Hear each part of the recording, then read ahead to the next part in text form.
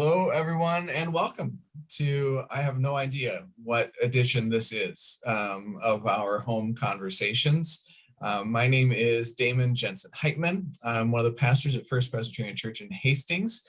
And if you have found this via the internet, it's either because I sent it to you or because you're diligent, I suppose, or lucky. It could be, you could have been predestined to find this.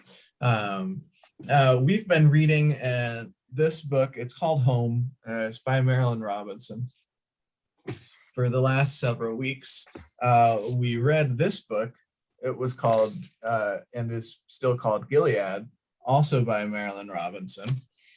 And we've been chatting about the events, the characters, the themes, the mysteries, the questions that come up as a result of it. And this has been done through First Presbyterian Church of Hastings, Nebraska. I am joined this morning in conversation by Anne. Would you like to introduce yourself? Oh, certainly. I'm Ann Fairbanks Bulkey, and I'm a longtime member of First Presbyterian Church, and I'm a retired English professor at Hastings College. Very nice. And also Jenny.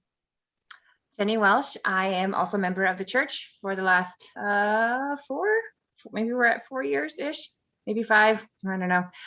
But I did find out between our last meeting and this meeting that I do get to teach a lit class this next term. So I'm so excited. It's short stories, so not novels, but yay, I get to do this with some students. It's been a long time since I've had a lit class to teach, and I'm looking forward to it. Yeah, nice. Good and I think there's nothing more fun to teach than short stories. Yeah, I think that's great. You'll have a great. Now, do you get to pick the stories that you teach? No. Oh, well, I have to say, that's always a nice extra if you get to choose them. But you'll have a grand time. That's neat. It will be fun. And maybe some of our regular listeners and participants will want to sign up for your class, Jenny. Hey, it's through Bellevue University out of Omaha. It's online. They sure can. They see. There you go.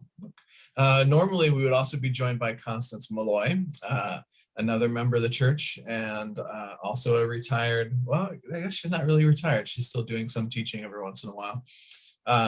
English literature professor from Hastings College, but she is on her way to not St. Louis, but to New Orleans for a wedding this coming weekend. So she's unable to join us. She did send us an extensive list of notes. So maybe we will make reference to them. Maybe we won't. Excuse me. But so we've now, I think, at least I have finished the book. Excuse me. I'm trying to talk too much too early in the morning, I guess.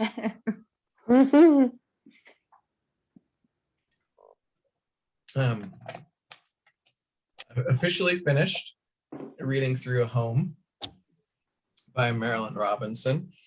And so now everything is fair game. And we just can't possibly spoil anything anymore. So I don't really know where folks want to start or how folks want to start.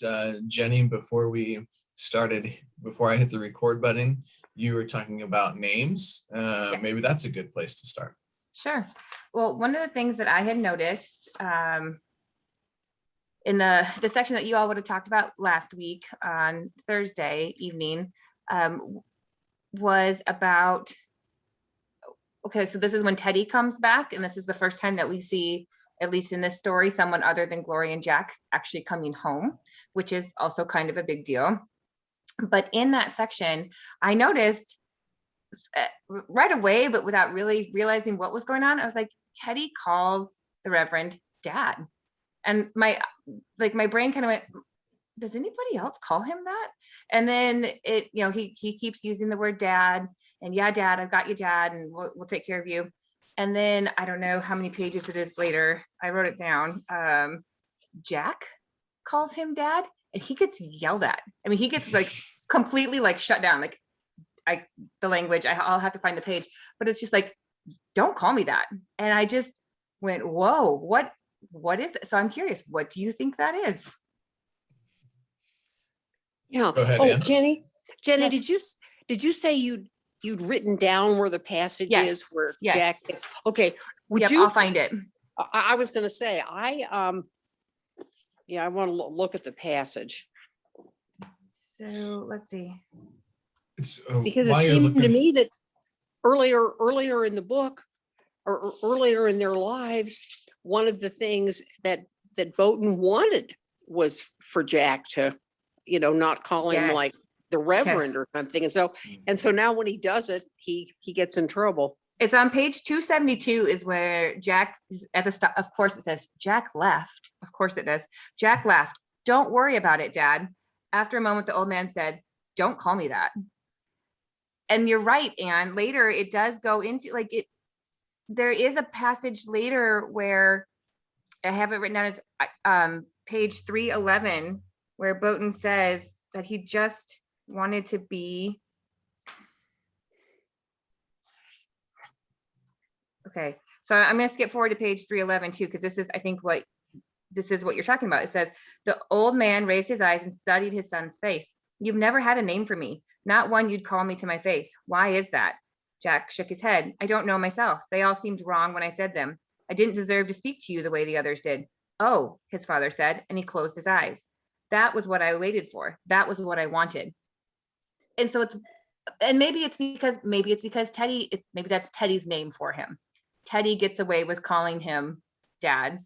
And so Jack can't do what Teddy does. It's so. Well, I mean, to me, this is really bizarre because Dad is something that in a lot of families, kids call their father and nobody thinks a thing about it. So here it's a big deal. It's another strange thing about the relationships in this family. Well, then I started looking, I'm like, what do they call him? Because surely they've been calling him something during this whole book. What was it? And I noticed somewhere Papa, maybe that's what Glory calls him, is Papa. And I guess, I don't know, I would have to go back and look and see how Jack referenced. I am not going to go back and reread this, folks. I'm sorry. It's not going to happen. But it would be really curious to know now, in retrospect, how he referred to him. Old man, I think happens a lot, but yeah, he calls him sir. Sir, yes. He calls him sir directly, saying yes sir, sorry sir, that sort of thing. Oftentimes when he's talking about him to Glory, he refers to him as the old gent. Oh, okay. He'll say, I stopped by, I checked in on the old gent this morning and he was asleep or whatever. But now he also calls him the Reverend a lot. Okay. And so all of these are distance. They're, it's that more formal approach where Dad is a more term of endearment maybe, and that sort of implies that like closer relationship that they clearly have never been able to establish. So I don't know if that's part of it's so interesting to me when the Reverend just shoots him down. She's like, don't call me that. That's fascinating to me. I don't know why that jumped out at me so much, but it just seemed very strange. Yeah, it's certainly, I think, indicative of this distance between the two, and reflective of. And Constance pointed some of this stuff out, that there's parts where Jack says that he wished that he could live in the house the way that everybody else did, but he just couldn't do it. That he just always felt this sort of separation or isolation from the other folks in the house. And I think that's something that does come up throughout the book, that idea of Jack sort of like, I think we've had an echo of that in previous pages about him sort of implying that he was just never really actually there. And that is another spot that I marked also, where Jack says, when I was a kid, I used to wish I lived here, which again, can you imagine as a child that's your feeling of your Yeah. home is that I wish I lived here. What? That's just so sad. Mhm. Yeah, Yeah, for and this, sure. go ahead, Ann. Well, I find also all these characters get in their own way. I mean, Mm. there are things that they say they want, and we believe that they want these things. And yet when they get almost to the point where they can have this thing, they leave town. Um, or Jack finally calls his father what he's wanted him to call him all his life, and he says, "Don't call me that." Mhm. And I think we kind of see that pattern over and over again. Yeah. Yeah, I mean, this is, I think, one of the sort of big recurring questions of the book, right? These sort of gulfs that and separations that grow between people, and grow between people and God. Like, can those really be? Like, can we really build bridges over them? Right? Can that separation ever really truly be deleted, I guess? Right? Mhm. And there's this sort of, both Bowden and Jack, they long for this. They feel separated from one another. They both feel this separation and this distance. They long to be able to be familial even, Mhm. right? Mhm. With one another, but they just can't quite do it. They Exactly. Yeah. and they, whether it's Jack's past sins that folks just can't get themselves to move beyond. Glory seems to be the closest to actually doing it. I think Jack in some ways can't get himself beyond those things. Yeah, Jack seems very stuck, but also we do know that their father is very resistant to change. He talks so much about wanting to go back to the good old days and Right. have everybody come home and be like it was. But what it was never good for Jack or with Jack. So going back to that doesn't actually fix anything with Jack. And then, I also wonder, like, it just seems to me that none of them, or at least especially those two men, I don't know that they would know what to do with it if it changed. If Jack actually started calling him dad and he accepted that, what seems like it would be great, but also it's so different than how it has been forever that I think they're sort of terrified of actually walking into something new, especially for Bowden at the end of his life. He's slipping away. He is losing it throughout these last final pages of the book, doesn't know who people are, or doesn't know who Jack is. Doesn't maybe know who Teddy is either, thinks Teddy is Jack. There's just not enough time, and there's not enough willingness, I think, for them to actually walk through that and get what they say they've always wanted. Yeah. Yeah. Boy, resistant to change is right. And I think that's part of the reason why Bowden has never gotten rid of anything. Mm-hmm. And yeah, we see that reflected in the house, right? That there's, oh, for sure. Yeah.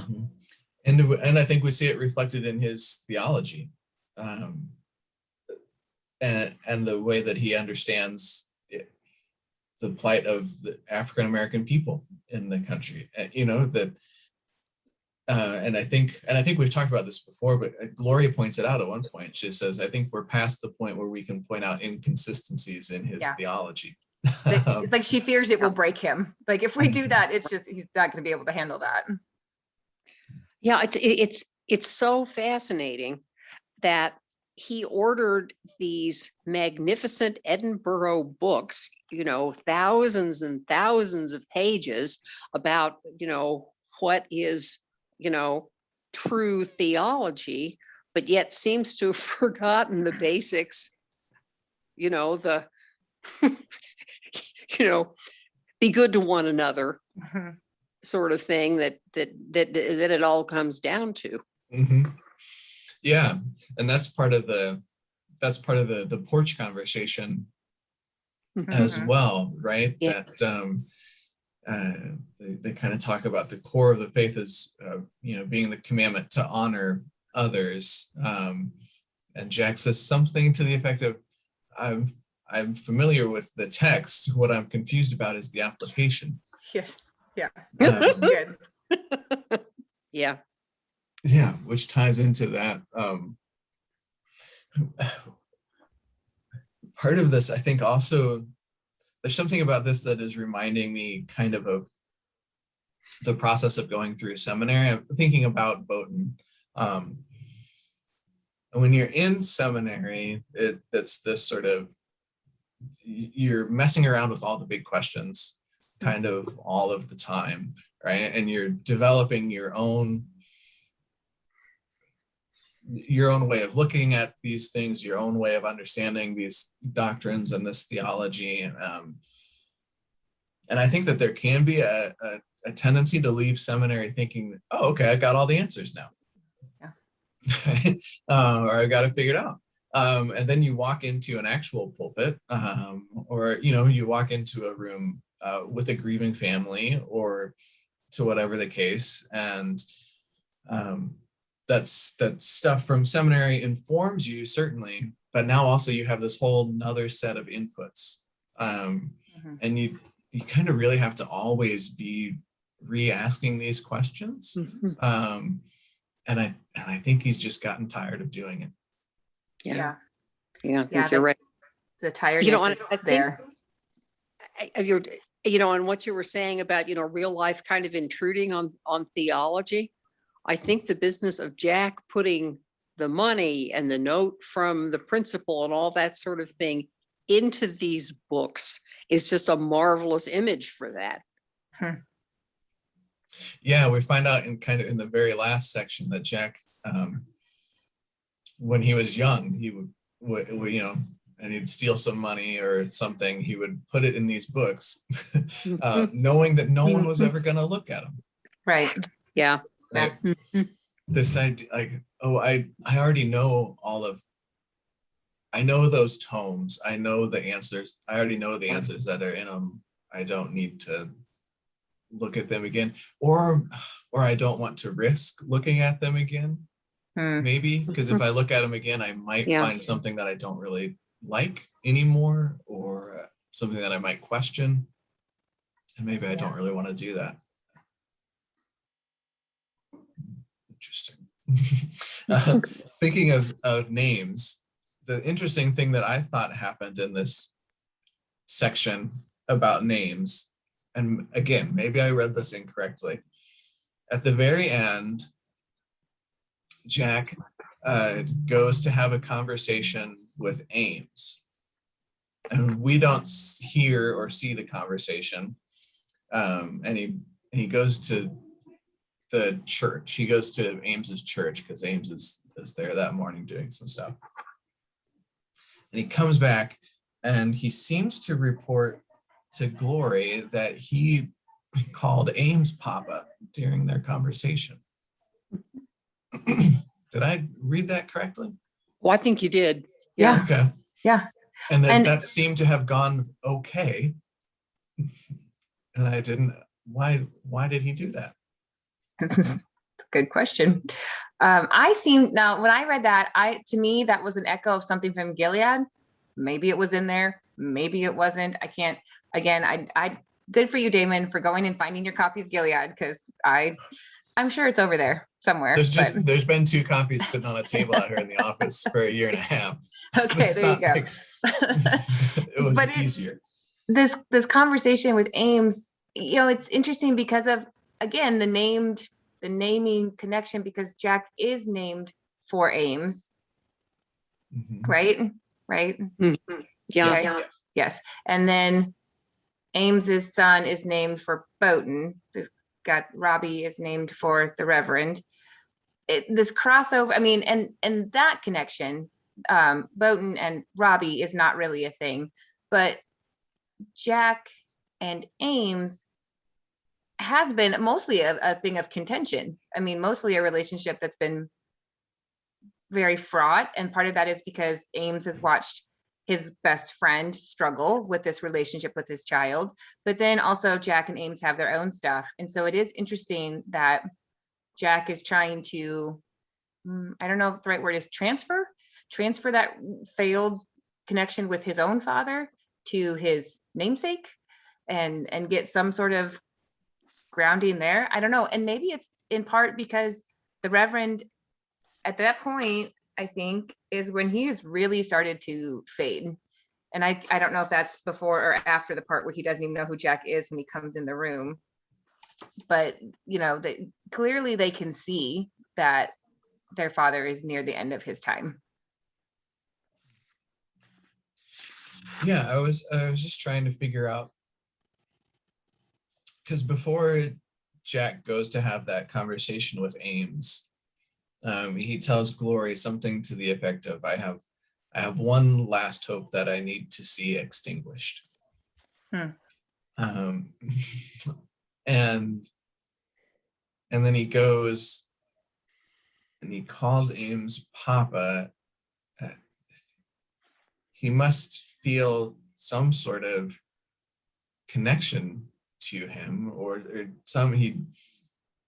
maybe he's just testing it out. Well, maybe I'll try calling this guy Papa and see how he reacts to it. Yeah. and if he kind of shuts me down, then that is it, and I'm out. Right. And is that the same encounter between Jack and Ames, where Ames tries to give Jack money to leave town? I think that's later. And so Okay, that's a little later. Okay. So even though it seems to go okay with him calling Ames Papa and he doesn't get shut down in that moment, they completely muddle it 10 pages later, you know, because Jack just can't see it for what it is. Jack certainly doesn't do well with father figures, does he? No. And of course, you have Della's father also, who, you know, for perfectly legitimate reasons, you know, is just horrified, you know, by the idea of Jack and his daughter's life. And of course, Della's father in a lot of ways is similar to both Bowden and Ames. Right. Also a preacher, reverend. I don't know what title. Yeah. Also, you know, a preacher, you know, community leader, all that stuff. So. Yeah. I assume, and I do think that this conversation is depicted in Gilead. I think so. At the church between Jack and Ames. I haven't gone back and looked, but I assume in that conversation that he at least reveals to Ames that he is married. I don't know if he reveals that he has another child. His child has the same name as Ames's child. It turns out. And then Ames comes back to buy the house later and tries to give Jack some money and to, you know, say, I thought that you might want to go to St. Louis. I think, you know, essentially say, I thought that you might want to try to go back to your wife, and maybe to your child. But yeah, and Jack kind of rebuffs that offer, thinking that Ames is just doing this to get him out of town. They just cannot get it together, and it's so like the lack of communication, the lack of clarity of intention.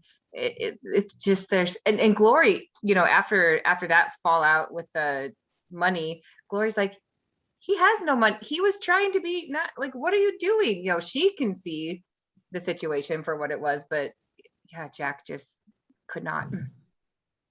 And I think there's something in that about how we see ourselves, right? That Jack, like, he just can't really see himself as anything other than an unrepentant screw up who kind of everything that he touches wilts, right?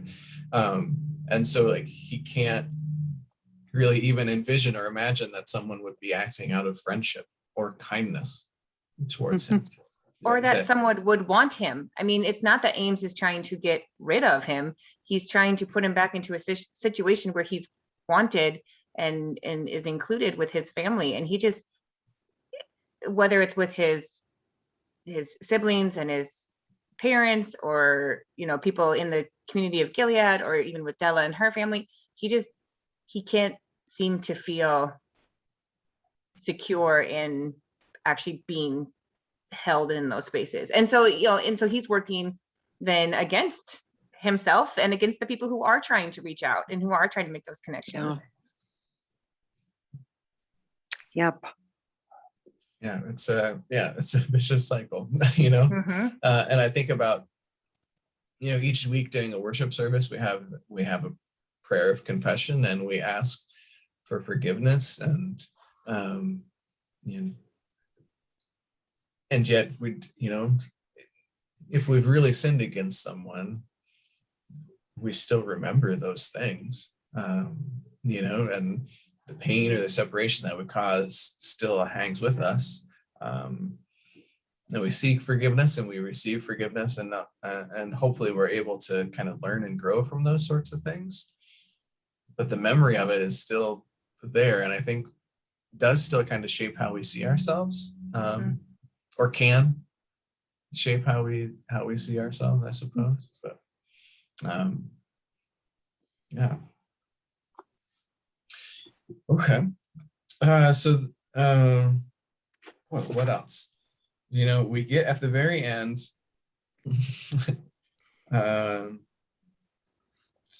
You know, Bowden is he's slipping farther and farther away. They kind of decide that death is imminent for him, and Jack, of all people, calls Teddy, and Teddy calls the others, and everybody's going to be there a week from Tuesday or something.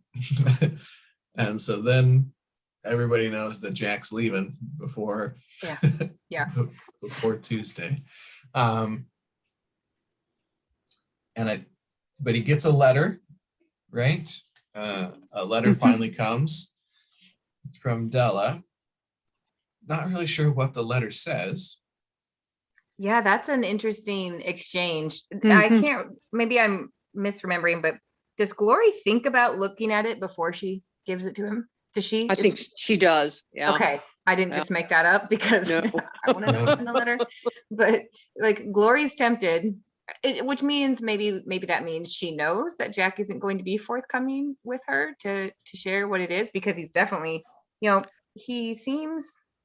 Yeah, the only way she's going to find out is to steam that letter open and read it. Yeah. And instead she ends up, I think, watching him read it, which is also an interesting process. And he doesn't seem hurt by it, but you can also tell that. Okay, so what does it say? What do you think it says? Does Della tell him that he's coming? She's coming? They're coming? I don't know what that letter says. I don't know. He says that she wasn't unkind. Yes. Yeah. I took it to be that it was a, you know, I love you, but I can't do this. That was my assumption of what the letter was. Although if she loves him, but she can't do this, why then does she come to Gilead looking for him? See, that's, you know, in some ways, you know, there are lots of barriers between, you know, her and the Bowden family. And yet, you know, she kind of, you know, whatever she said in the letter, it didn't keep him there. You know, I mean, she didn't tell him, you know, wait for me there. I'm coming. I mean, talk about miscommunication. Or did she? Or did she tell him that and he ran? Yeah, and that's sure possible too. Yeah. Yeah. It's kind of like the, Jack finally using dad and then gets shut down. Like I could see this Yeah. in reverse of Della saying, we're coming to get you, or we're coming to be with you. And him going, whoa, I can't, this is like everything I've wanted, but I can't actually do it. I'm out. And I mean, as I've read the book, I mean, and I've sort of had this dream of Jack, coming to his senses, talking to his family about the woman he loves, who's of another race, and that he wants to bring her and his son to Gilead. And, I mean, talk with the people in Gilead, find a way to make it work. This is a close knit small town, you'd think. But there are, in addition to the obstacles that, Jack puts in his own way, of course, for them to be married in Iowa in 1956, would that have been legal? Do you know, was there a miscegenation law in Iowa? I don't know. And I thought about looking it up, but I didn't. But so she comes up with her sister from St. Louis and her son, and Della does, and they clearly want to get back. They have a safe place to stay in Missouri, right? And they clearly want to get back to Missouri before nightfall. Now, I mean, and so Jack would have a lot of obstacles to overcome, but if he would, talk to people in Gilead, I mean, might their attitudes change? I mean, certainly what he was trying to do with his own father, because Jack did push quite a bit against his father in conversations about race throughout the course of the book. And although he never just said to his father, True. Look, I'm married to da da da da da da, instead he kind of, pussyfoots around the. That's true. Yeah. Yeah. And we know from the stories that we get in Gilead from Reverend Amos, talking about his father and his grandfather. We know that there were heated times in and around Gilead, in Civil War and before, and the abolition movement, and maybe Grandpa Ames, I think maybe they all have, they would have all had the same name. Maybe he was involved in the Underground Railroad. Maybe he was caught up with Todd Brown, I think. No, I think John Brown. John Brown, yeah, thank you. Todd Brown designs houses. Right. It's a different person. Maybe some of that, abolitionist spirit remains around the Congregational Church. Maybe it all got driven out of town. Maybe he would have been able to find allies in Gilead, but also maybe not. It's interesting, like Bill, I think that Della says that because they're obviously worried about their safety. And she says like that her son's father wouldn't want them to take the risk, kind of like wouldn't want them to be out and be unsafe. Right. So Jack has at least some idea of the risk involved and it also took me back to the conversation that Jack specifically brings up Emmett Till. Yep. In conversation with his father. That's true. That happens very early in this book. Yeah. And his father said something like, well, Emmett Till must have misbehaved somehow. He does the classic blaming the victim. Yeah. The language around that whole scene is so interesting because Della doesn't come right out and say who she is and who the boy's father is. Glory has to be the one to name it. You're Jack's wife. And it's, it's so interesting because in this, shortly before this or somewhere in this section is a place where I think Jack says something to Glory about like, there are things I haven't told you about her. And, in my margins, I'm like, you mean her race? Like, he's like that. And right. Like, and then, because in my mind, I'm wondering as I've been reading the last 100 pages or so going, does Glory know? And she doesn't know. And then, but she's the one who's able to piece it together and name it, when they actually do show up. And I think Glory knows Jack well enough at this point to know that she doesn't know the whole story. Yeah. Right? To know, like, if Jack tells you something, he's told you 15% of what the thing is. Yes. And so you might kind of be expecting, you might just kind of always be wondering, when's the rest of the information going to come? Yeah. And so you would be kind of inclined to always be looking for puzzle pieces, I guess. Yeah. When is the rest of the story going to come? And I probably won't like it when it does. Or it'll be worse or more complicated than I had anticipated. Well, and I do want to talk about Glory and her connection with the house and then with Jack's son. But I do want to point this out. This is on page 319. This is right after Della has arrived. We don't know who she is officially at this point, but she gets out of the car and then she turned and spoke to the child. Robert, you stay in that car. So the boy stood on the edge of the grass with one foot inside the car door. I laughed. I was like, oh my gosh, that's Jack. I mean, like, here, I'm going to give you a hard rule and you're going to yep, I'm still in the car. My foot's still in the car. I don't know. It just seemed very father-son duo there. Yeah. And that, yes.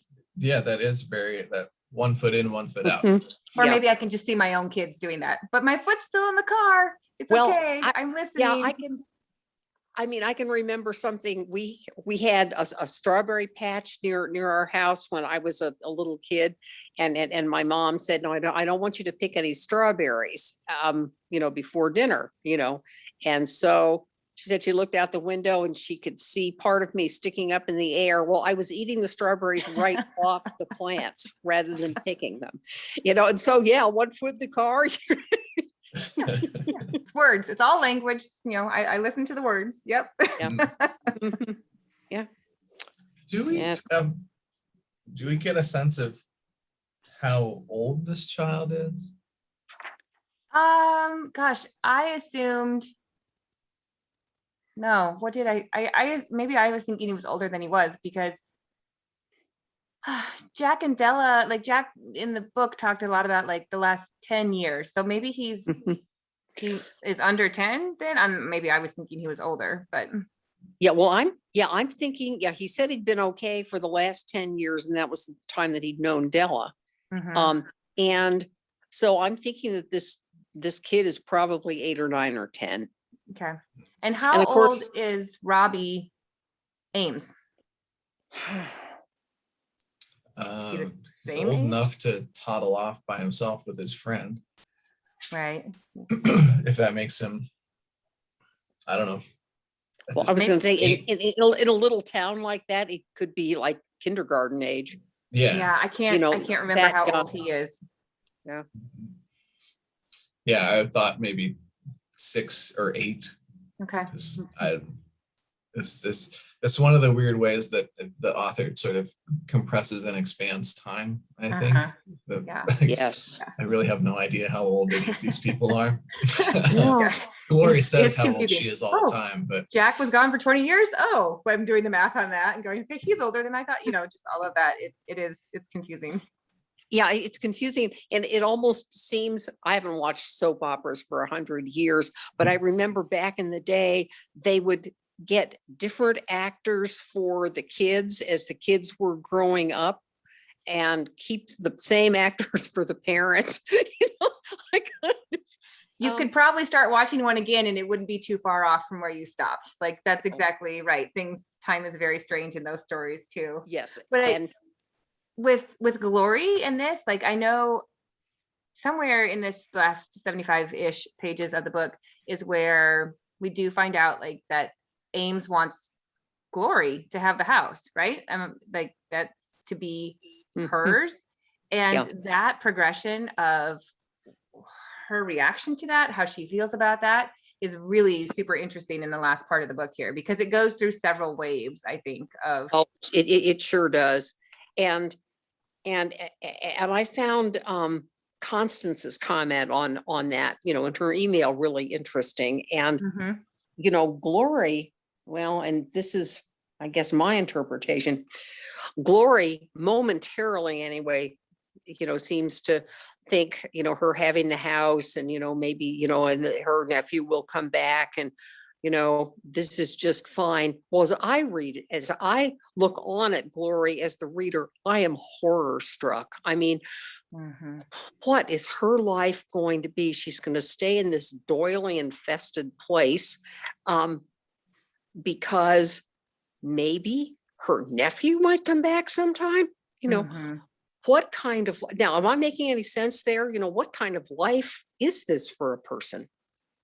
Yeah. Constance, I don't know if one of you has that email and can pull up what she wrote about that was really beautifully said, but also not how I saw it too. I saw it as like a sort of like a, I mean, in a way it does give Glory this purpose of a child to wait for, I guess. But I also saw it as a, my take on Glory's take of getting the house was like resignation. Like, she doesn't want it. She does not want Gilead. She does not want that house. She does not want all that stuff in the house. But then Jack sort of, there's some conversation between the two of them where Jack sort of is like, but could you keep it? Could you stay in case I come back? But I might not come back. But could you, I mean, which was really kind of horrible to watch that. And Glory sort of resigns herself to, for you, Jack, I could. She doesn't say that, but that's sort of the feeling with it. But then when she realizes that he has a son who might one day be curious and want to know more, she's like, okay, then she accepts it, which is just, wow, that sort of blew my mind. Yeah. I have the email from Constance. I'm also just remembering that I think it was Gloria's idea to try to bring Jack's first child into that home. Yes, that's right. It was. That would make sense. Yeah, that would. Although what Gloria is anticipating at the end of the novel is just kind of a visit from her nephew. And I think it's interesting too. I look back at the beginning of the novel. And it's often interesting to look at the beginning in light of the ending. Home to stay, Glory. Yes, her father said, and her heart sank. Yeah, I have the email from Constance. I can just read it real quick. She writes, the last little bit shows us through Della and her Robert that Jack did value home. He obviously told them lots of stories about home. Rather than feeling abandoned now, Gloria seems to think that she has a future visit from Robert, her nephew, to look forward to, and she will keep and value the home for that reason. Even though it's not her child, she has a home and a child to look forward to, seeming to complete her life. It was the part about, I had not put that together, about what that meant for them to show up and for there to be some sort of recognition of the place in Della and her son, meant that Jack had been talking about these things, and in obviously not in a way that made it sound so horrible that they never wanted to go there. They came there, you know. He didn't, like, if it just seems interesting that if he said multiple times that he didn't feel at home there, he still must have given some sense of it as being a place to return to visit, to see, to consider as home. I don't know. Yeah, I kind of took that as more similar to Willa Cather, who, wrote so fondly about Nebraska, but boy, she sure got out of here as soon as she That's could. true. Yeah. Yeah, I'm seeing, I see a lot of sort of classical tragedy in this novel. Hmm. And I think that in a lot of ways, Glory is a tragic figure. She has so many good qualities, and yet there's something that's keeping her, here. Other people are kind of putting her in a bad spot, but her father is near death, and so and that'll be a terrible experience for all of them. But then she won't need to be there to take care of him. Mm-hmm. And Jack is leaving. He may never come back. And maybe the nephew will come and visit, but can't they make an arrangement to meet in a motel and drive by the house? Right. Like, why? It's just crazy. Yeah. This question of like, maybe if it had just been the conversation with Jack about, yeah, sure, I could do that. Maybe she would have been able to separate herself and walk away from it at some point. But there's something about this new child showing up that seems to just like lock her in to her fate or her destiny of, I am stuck in this house and I am stuck in this town for the sake of family and history and all of that. Which I was saying, and to me, that's like a tragic effect of history. Mm-hmm. And and if you also, think about what happens in tragedy, it ends in death and isolation. Yeah. And, that's sure what you've got at the end here.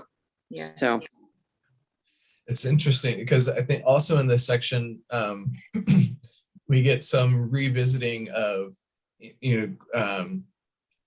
Gloria had this vision of a house of a different house, different place that she would own with her husband, and it's open and airy and there's not knickknacks everywhere.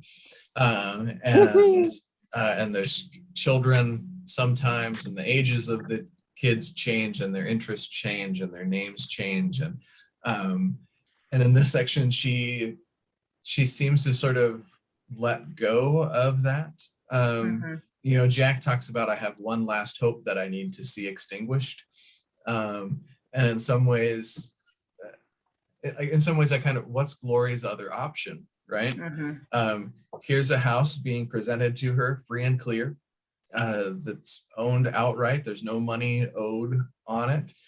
she can sell it, put it on the market. And she thinks in this section kind of briefly about, well, I could talk to the principal at the school and I could let them know that this marriage never actually happened. The fiance seems to have absconded with any money that she had saved up. I don't think that she has any money of her own. And eventually if I revealed this secret, eventually folks would kind of forget about it, and I could go back and I could teach here in Gilead. And she seems to have enjoyed teaching. She seems to have thought of the students that she had as she found meaning in kind of value in trying to help form and shape their lives. And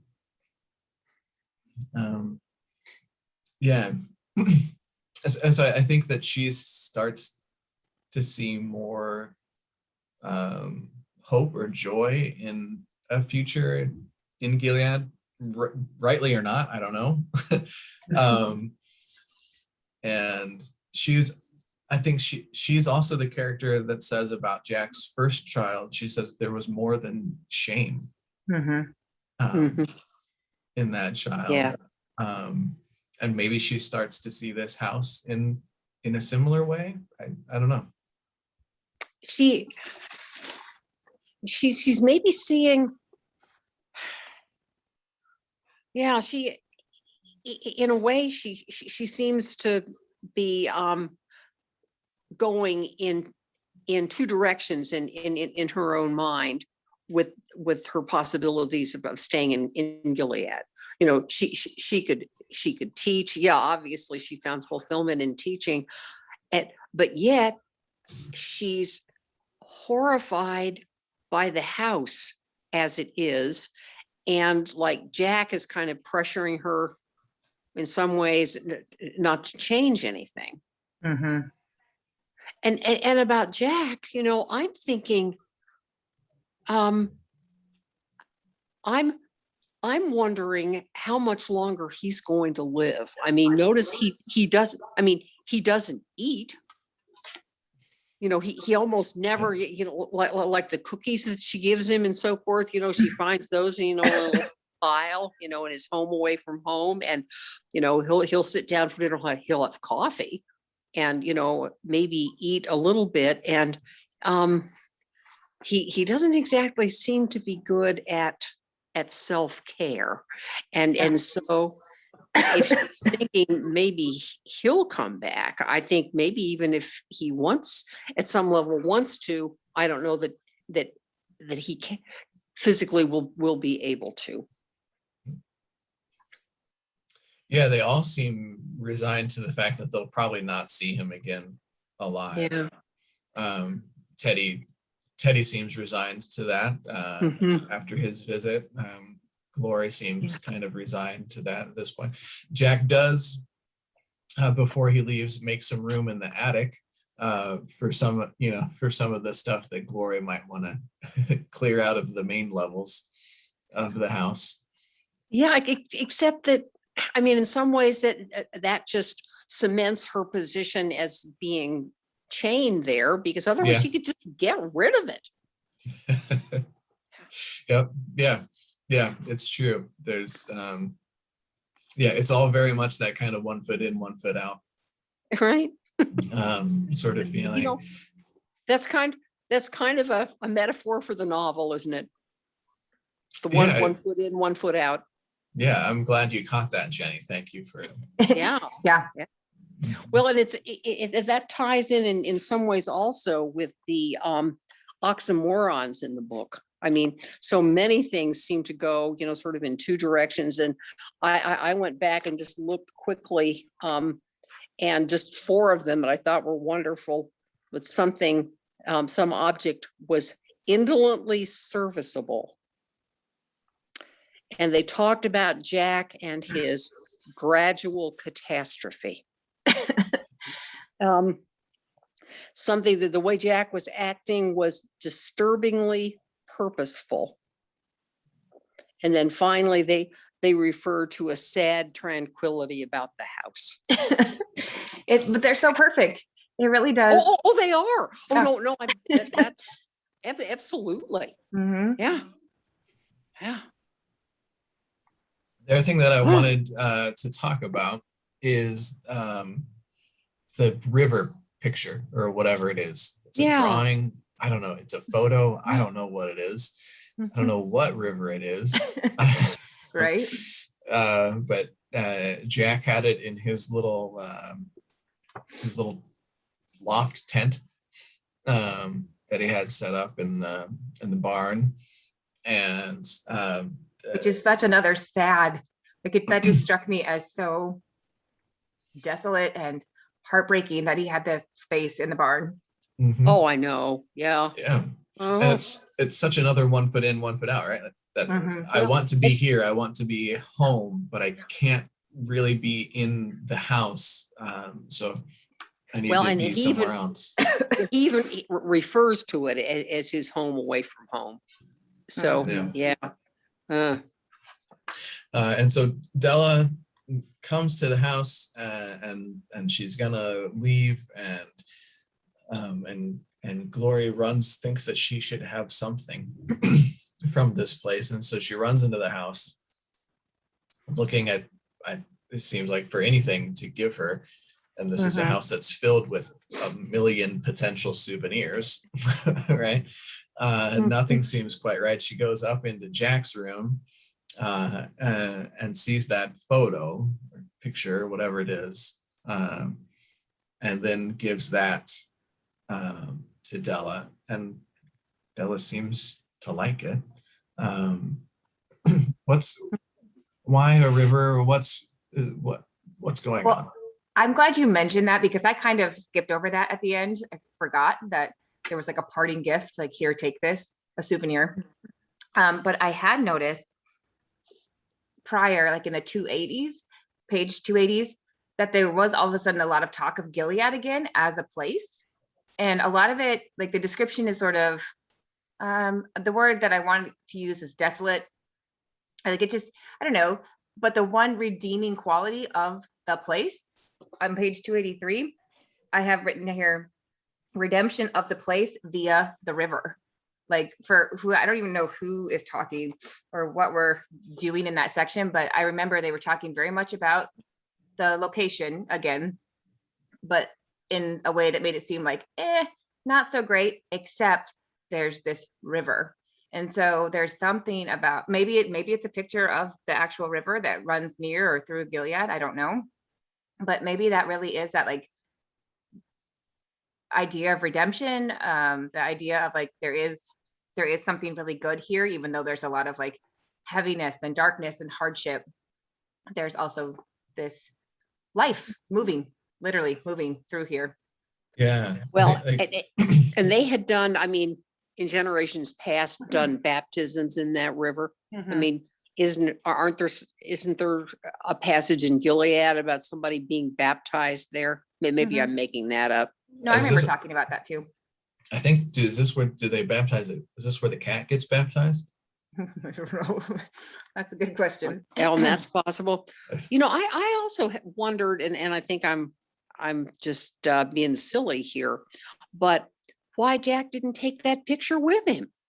I mean, why it was there in the house for Glory to give to his son, because that was the thing that he, taken with him to, kind of domesticate that space in the barn.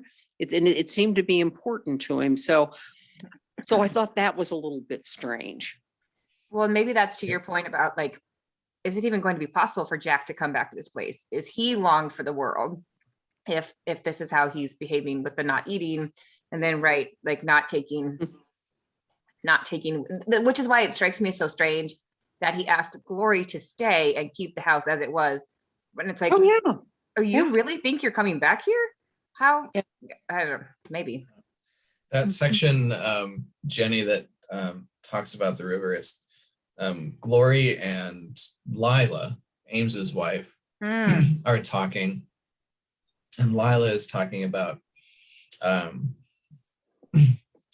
Lila had said to her once that the boy had to learn what it was to work. Glory knew she meant she would be his only support through most of his growing up, and life would be difficult for them because Ames's heart is failing. And Lila says, we'll be leaving sometime. She said, there's nothing to do around here. There's like, what work is there for me? Right. Not like, what am I going to do on Saturday night?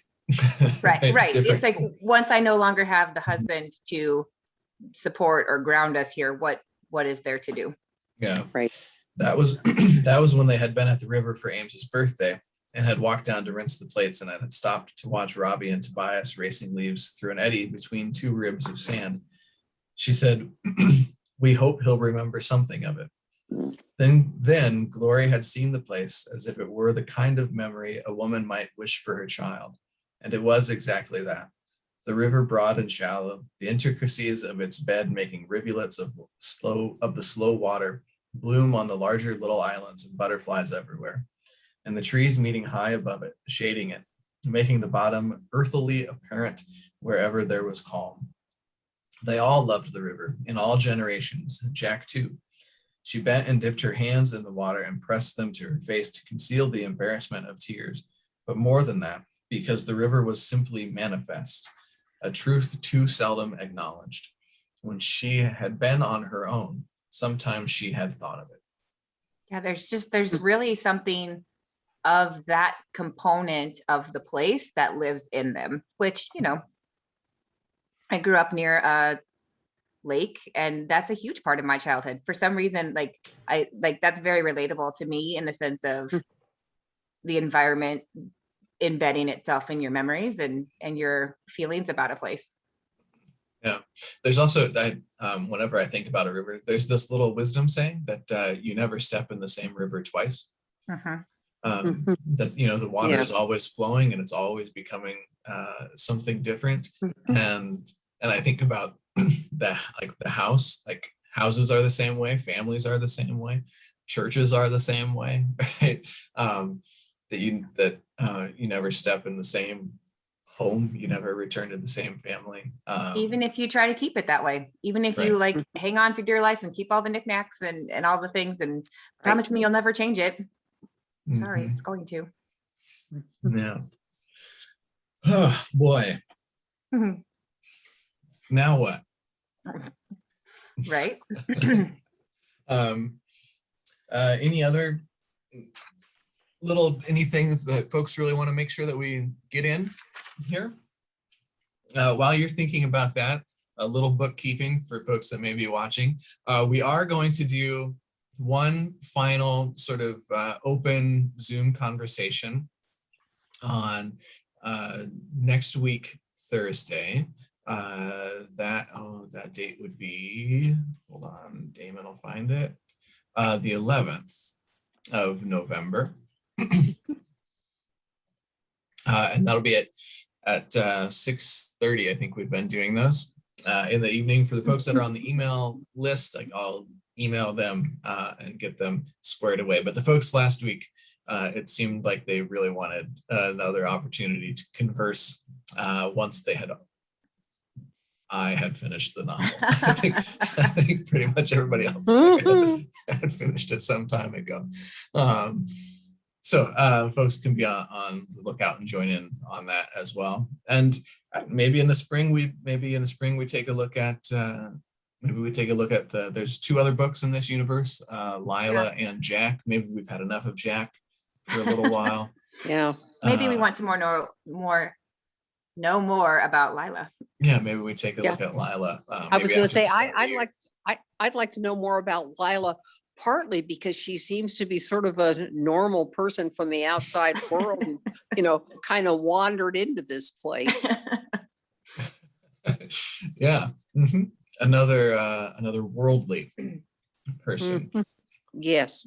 I think maybe it was Constance, I think, that pointed out the passage that talks about Glory thinking of Jack as a foundling in their house that had kind of adopted their mannerisms and their style, but was never really quite 100% part of the flock. But any other thoughts, questions folks wanted to get in?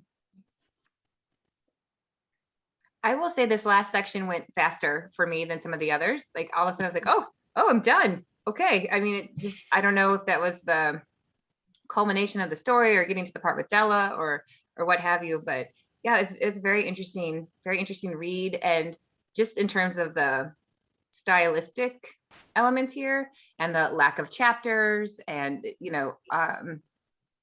it was fascinating to watch it all. Like you said, Damon, about time is hard to understand in the book. And so that is interesting then to watch how that impacts your reading process and parts that go long or slow. And then others like, oh my gosh, now we're here. And I really appreciate Robinson's writing because it seems very different from a lot of stuff that I have read recently. Well, and now that you say that, Jenny, the way the book just sort of keeps flowing and no chapters and so forth, River seems like, I'm seeing metaphors everywhere today, but I think a river might be a metaphor for the novel. Yeah, definitely. Yeah. Turns out that Marilynne Robinson might know what she's doing. Yeah, a little bit. Didn't have any question about that. So Well, like I said, we are going to have one more sort of open Zoom conversations, but this wraps up these, excuse me, pre-recorded sorts of things. So, Anne, Jenny, my deep thanks and appreciation to you for joining in and being willing to think through this with us, and Constance as well, who couldn't be with us this morning. Hopefully she's having safe travels down to New Orleans. Maybe she'll, drive down through St. Louis maybe on the way. Who knows? Here we go. Yeah. So, but yeah, thanks to you for joining us. Thanks to those who have been watching and listening as we go along our merry way. And yeah, we'll probably take a little bit of a break and get through Thanksgiving and Christmas, and maybe we take a look at doing something again after the start of the year, if that makes sense to everybody. So, but yeah, thank you all, and until next time, toodaloo. Thanks, Damon. Thanks, Anne. Thanks, everyone.